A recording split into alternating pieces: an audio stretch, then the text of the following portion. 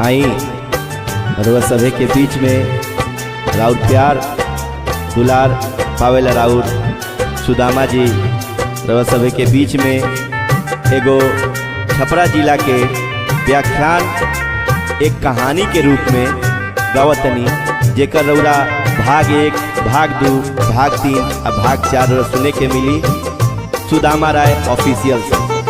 छपरा हट भारत के सिंगार बबुआ, जिला छपरा हट भारत के सिंगार बबुआ।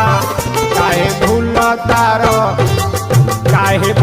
तारो लालू जी के प्यार बबुआ, काहे भूल तारो लालू जी के प्यार बबुआ।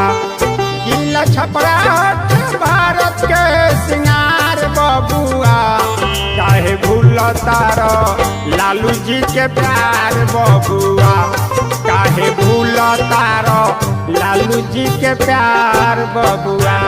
आगे गाना के माध्यम से ओह समय के बात बा जे समय राजा दशरथ के एको गो पुत्र ना रहे।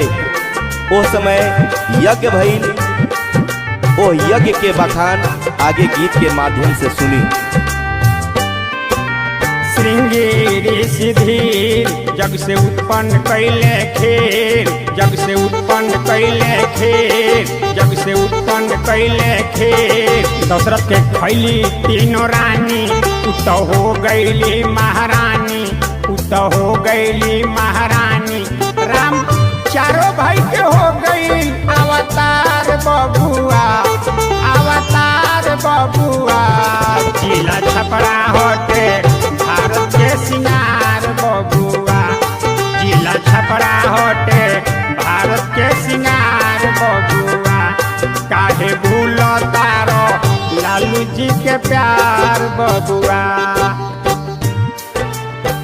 आई आगे गाना के माध्यम से कि ओ समय के बात बा जिस समय में दधीची ऋषि के हड्डी से धनुष के निर्माण भैल आ उ निर्माण से आगे गाना के माध्यम से सुनी कि का भइल, कौन असुर के संहार भइल।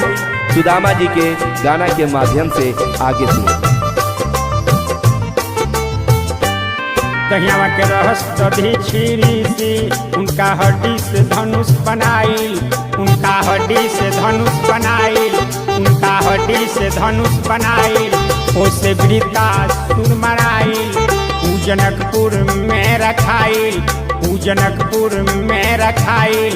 राम धनुष दूर कैलन सीता से बियाह बबुआ, बियाह बबुआ।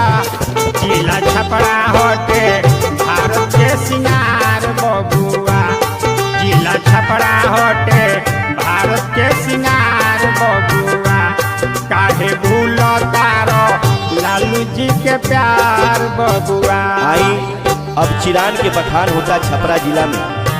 यह स्थान बा छपरा जिला के डोरीगंज चिरान में, जहाँ पे राजा मौर्धज के कृष्ण भगवान के द्वारा परीक्षा लेवल गए। आई वो आगे गाना के माध्यम से सुनल जाओ सुदामा जी के आवाज में।